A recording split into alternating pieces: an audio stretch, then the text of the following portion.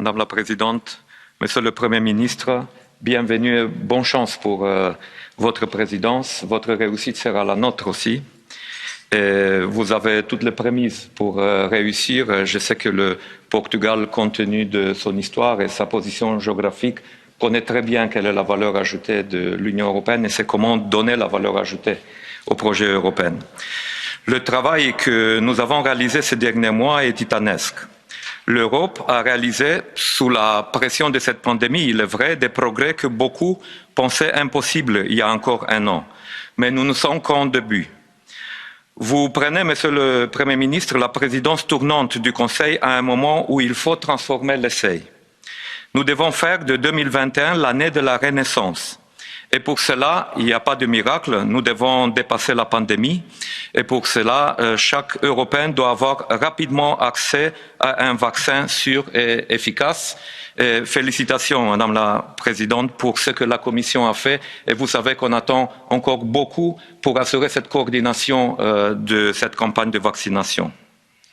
Mais il faut aussi soigner notre tissu économique et social, et je sais que c'est votre priorité. Le plan de relance historique sur lequel nous nous sommes accordés doit arriver sur le terrain le plus vite possible. Et nous devons être prêts à faire plus s'il le faut. La relance doit être verte, numérique, juste et tournée vers l'avenir. Il sera donc de notre responsabilité commune de faire en sorte que chaque gouvernement met en place les réformes et les investissements stratégiques nécessaires pour que l'argent européen contribue au développement d'un nouveau monde post-Covid. Il ne faut en aucun cas que le gouvernement utilise l'argent européen pour mettre sous perfusion sans assurer des effets positifs à long terme et effets structurels. Nous devons donc reconstruire, innover et transformer en nous appuyant sur le pacte vert et ses déclinaisons comme l'économie circulaire ou le mécanisme d'inclusion carbone aux frontières, mais aussi en nous appuyant sur l'agenda numérique. Vous le savez, il y a urgence à reprendre en main le destin en la matière. C'est un enjeu à la fois économique et social et la Commission européenne a mis sur notre table un projet ambitieux. Mais cette renaissance ne verra réellement le jour que si l'état de droit est respecté. Et c'est dès les premiers jours. À quoi bon d'investir si nous ne sommes même pas capables de garantir que ces fonds ne soient pas détournés? Il s'agit là d'une question essentielle pour l'Union. Il s'agit de préserver nos valeurs, mais aussi il s'agit d'une question d'efficacité.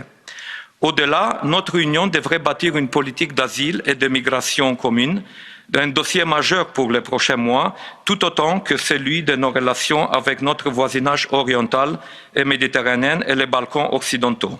Et là, je sais que notre voisinage attend une vue et une vision claire de la part de l'Union européenne sur ce projet avec le voisinage.